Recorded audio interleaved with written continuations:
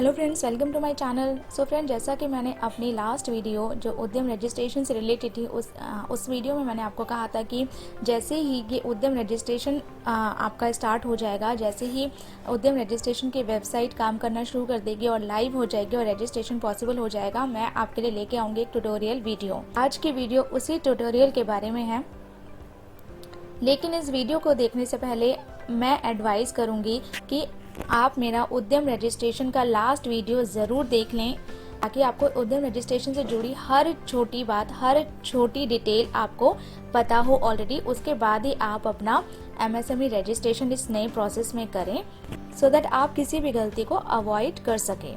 मेरा last video जो उद्यम रजिस्ट्रेशन से रिलेटेड है, उसका लिंक ऊपर आई बटन में आ रहा है, आप वहां पर क्लिक करके उस वीडियो को पहले देख सकते हैं। उसके बाद आप इस वीडियो को कंटिन्यू करें। वीडियो को आप एंड तक देखिएगा, सो दैट होल प्रोसेस आप अच्छे से समझ सकें और कोई भी रजिस्ट्रेशन करते वक्त आपसे गलती ना हो और आप अपने बिजनेस को खुद ही उद्यम रजिस्ट्रेशन में रजिस्टर कर सकते। चलिए स्टार्ट करते हैं आज की वीडियो। लेकिन वीडियो स्टार्ट करने से पहले आप मेरे चैनल को सब्सक्राइब जरूर कर दीजिए, सो दैट ऐसी ट्यूटोरियल्स, ऐसी अपडेट्स मैं आपके साथ शेयर करती रहूँ। आप इस लिंक को नोट कर लीजिए, ये लिंक है udyamregistration.gov.in। लेकिन अगर आप पुराने वाले लिंक को डालते हो जो था udyogAadhar.gov.in, अगर आप इस पे भी जाते हो तो ये भी आपको डायरेक्ट उसी पोर्टल पे ही लेके जाएगा। अपने लास्ट वीडियो में आपको बताया था, अगर आपका बिजनेस ऑलरेडी एमएसएमई में पहले से रजिस्टर नहीं है तो आपको अपने बिजनेस को इस नए उद्यम रजिस्ट्रेशन में रजिस्टर कराना होगा, तब जाके आपका बिजनेस एमएसएमई कहलाएगा।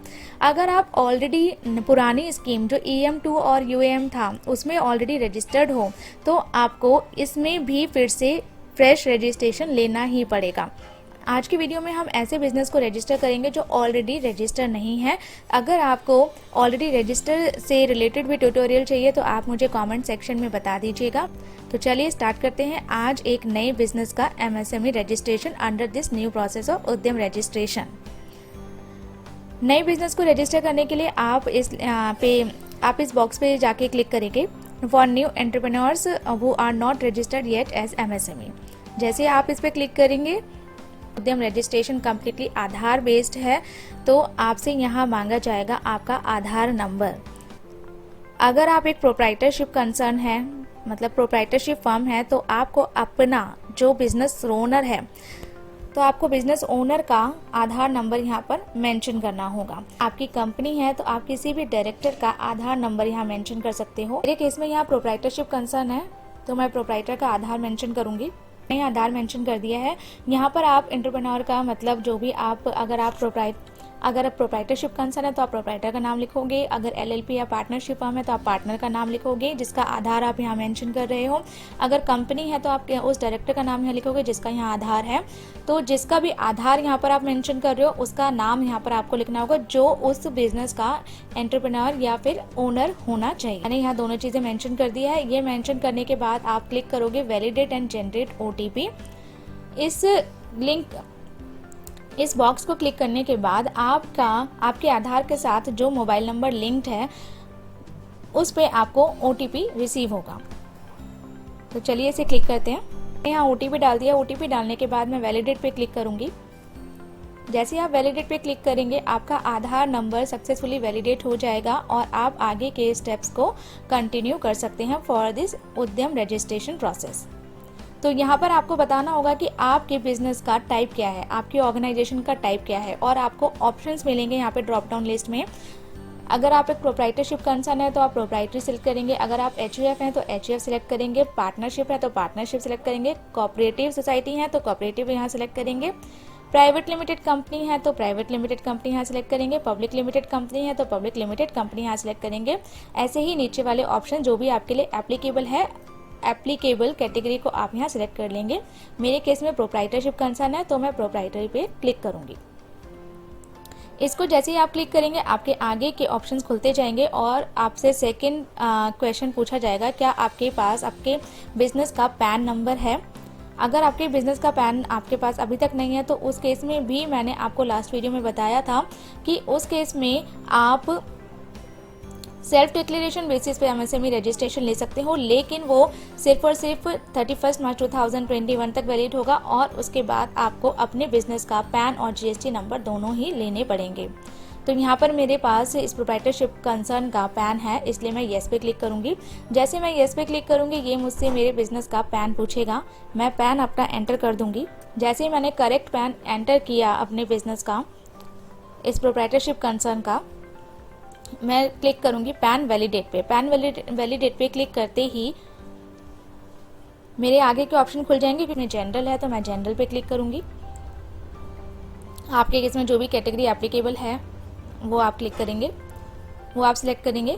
जेंडर पूछा जाएगा, जेंडर आपको सिलेक्ट करना है उस इंडिविजुअल का जिसका आपने आधार यहाँ पर प्रोवाइड किया है। क्या आप फिजिकली हैंडीकैप्ड है, शारीरिक रूप से किसी भी तरह से आप विकलांग हैं? अगर आप हैं तो आप यस सिलेक्ट करेंगे, अगर नहीं तो नो। अब आगे का पॉइंट नंबर 11 एंड 12 मेरा इनेबल नहीं है क्योंकि मेरे पास इस प्रोप्राइटरशिप कंसर्न का जीएसटी नंबर नहीं है। तो आप देख रहे हो ना कि अब जो एमएसएमई रजिस्ट्रेशन है वो आपके जीएसटी रजिस्ट्रेशन से भी लिंक्ड है। तो जो बात उस उद्यम रजिस्ट्रेशन के नोटिफिकेशन में कही गई थी कि जो आप जीएसटी रिटर्न्स में अपना टर्नओवर दिखा रहे हो उसी टर्नओवर के बेसिस पे आपका एमएसएमई क्लासिफिकेशन होगा। तो कुछ भी डिफरेंस नहीं होना चाहिए, आपकी चीज़ें मैच करनी चाहिए अपनी इनकम टैक्स रिटर्न से और जीएसटी रिटर्न से भी। इसलिए ये सारी चीज़ें लिंक की गई हैं। आप आगे देखोगे कि इनकम टैक्स रिटर्न से भी आपका एमएसएमई रजिस्ट्रेशन लिंक्ड है, जैसे ये जीएसटी रिटर्न से लिंक्ड है। ऑलरेडी पुराने प्रोसेस में यूएम या फिर EM2 रजिस्ट्रेशन है या नहीं है। मेरे केस में नहीं है तो मैंने नॉट एप्लीकेबल किया है। अगर आपके केस में आपके पास ऑलरेडी रजिस्ट्रेशन है तो आप इन दोनों में से कोई एक ऑप्शन सिलेक्ट कर सकते हैं। उसके बाद आपको बताना होगा कि आपके बिजनेस का, आपकी एंटरप्राइज का स्टेटस क्या है। ऑलरेडी बिजनेस अगर स्टार्ट कर लिया है, शुरू कर लिया है, तो आप यहाँ पे अपना स्टार्टिंग डेट यहाँ मेंशन करोगे। ने इस प्रोप्राइटरशिप कंसर्न के केस में डेट मेंशन कर दी है। यहाँ पर अब आपको अपनी बैंक डिटेल्स देनी होगी, जो भी आपका बैंक का नाम है, IFSC कोड है और आपका बैंक अकाउंट नंबर। उसके बाद आपको अपनी मेजर एक्टिविटी यहाँ पे सिलेक्ट करनी होगी, मैन्युफैक्चरिंग या सर्विसिंग। मेरे केस में यहाँ सर्विसेज है तो मैं सर्विसेज सिलेक्ट करूँगी। सर्विसेज सिलेक्ट करते ही आपको उसके बाद 18 पॉइंट नंबर 18 में अपनी एक्टिविटी का NIC कोड यहाँ पर देना होगा। जो भी आपके बिजनेस फंक्शन है उससे रिलेटेड आप NIC कोड यहाँ पर आप दोगे। NIC कोड के लिए आप फर्स्ट 3 लेटर्स अपने बिजनेस, अपना जो नेचर ऑफ एक्टिविटी है उसके 3 लेटर्स यहाँ टाइप करना। जैसे आप टाइप करोगे ड्रॉप डाउन लिस्ट में आपके पास बहुत सारे ऑप्शंस आ जाएंगे। जो भी आपके लिए एप्लीकेबल ऑप्शन है उसको आप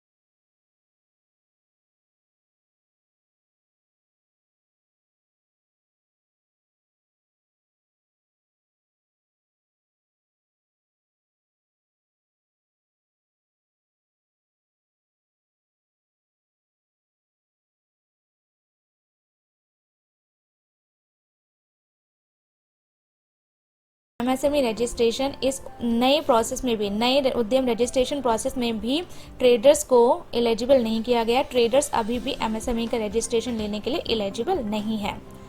क्या आने वाले टाइम में गवर्नमेंट ट्रेडर्स को भी एमएसएमई रजिस्ट्रेशन के लिए इनेबल बनाती है या नहीं बनाती? जैसे आपने ऊपर सारी इन्फॉर्मेशन फिलअप कर दी है, आप उसके बाद क्लिक करोगे submit and get final OTP. जैसे आप क्लिक करोगे submit and get final OTP पे आपको मैसेज आएगा, are you sure that you have entered correct data. ये आपसे कॉन्फर्मेशन ले रहा है कि आप एक बार अपना डेटा फिर से चेक कर लीजिए कि आपने पूरा डेटा ठीक तरह से यहाँ पर फिलअप किया है। अगर आप श्योर नहीं हो तो आप कैंसिल कर सकते हो और अपने डेटा को रीचेक कर सकते हो। अगर आप श्योर हो तो आप ओके पे क्लिक कर दो। ओके पे क्लिक करते ही आपको ओटीपी आएगा आपके आधार लिंक्ड मोबाइल पे। फाइनल सबमिट के बाद भी आपको फिर से पूछा जाएगा, are you sure that you have entered correct data, after submit you will not able to change data. कि आप इंश्योर कर लो कि आपने सारी डिटेल्स जो है वो ठीक यहाँ मेंशन की है। अगर आप एक बार सबमिट फाइनल सबमिट पे क्लिक कर दोगे उसके बाद आप डेटा चेंज नहीं कर पाओगे।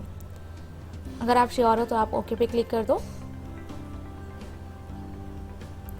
और आपके बिजनेस का उद्यम रजिस्ट्रेशन सक्सेसफुली हो चुका है। आपको यहाँ पर आपका उद्यम रजिस्ट्रेशन नंबर भी आ जाएगा। जैसे ही आप ओके पे क्लिक करोगे आपको यहाँ पर मैसेज आएगा, thank you for visiting Udyam registration portal of ministry of MSME, your registration number is this. आप इस रजिस्ट्रेशन नंबर को नोट कर सकते हैं। On verification and completion of registration process your Udyam registration certificate will be issued, this may take a few days. तो पहले वाले process में और इस प्रोसेस में डिफरेंस क्या है? पहले जब आप अपना उद्योग आधार रजिस्ट्रेशन करते थे तो आपको इमीडिएटली तभी के तभी सर्टिफिकेट इशू हो जाता था। लेकिन अब क्या है, अब थोड़ा सा प्रोसेस डिफरेंट है क्योंकि अब एमएसएमई रजिस्ट्रेशन को जीएसटी रजिस्ट्रेशन से और इनकम टैक्स रिटर्न से लिंक किया गया है। तो अब पूरा वेरिफिकेशन होने के बाद ही आपको सर्टिफिकेट इशू किया जाएगा। तो ये वेरिफिकेशन कुछ 1-2 दिन या 1 हफ्ता ले सकता है। उसके बाद आपको आपकी ईमेल आईडी पे जो आपने इस रजिस्ट्रेशन को करते वक्त मेंशन की है उस ईमेल आईडी पे आपको आपका सर्टिफिकेट आ जाएगा। आप चाहें तो इस एक्नॉलेजमेंट को प्रिंट करके अपने पास रख लीजिए सो दैट आपके पास रेफरेंस रहेगा इस रजिस्ट्रेशन का। इस एप्लीकेशन जो आपने रजिस्ट्रेशन एप्लीकेशन सबमिट की है उसका आपके पास रेफरेंस रहेगा। तो फ्रेंड्स, आई होप आज की वीडियो आपको अच्छी लगी होगी। अगर आपको ये वीडियो अच्छा लगा, अगर इस वीडियो में शेयर की गई इन्फॉर्मेशन आपको यूजफुल लगी तो आप इस वीडियो को लाइक कीजिए और शेयर कीजिए और मेरे चैनल को सब्सक्राइब करना बिल्कुल ना भूलें। Thank you for watching this video.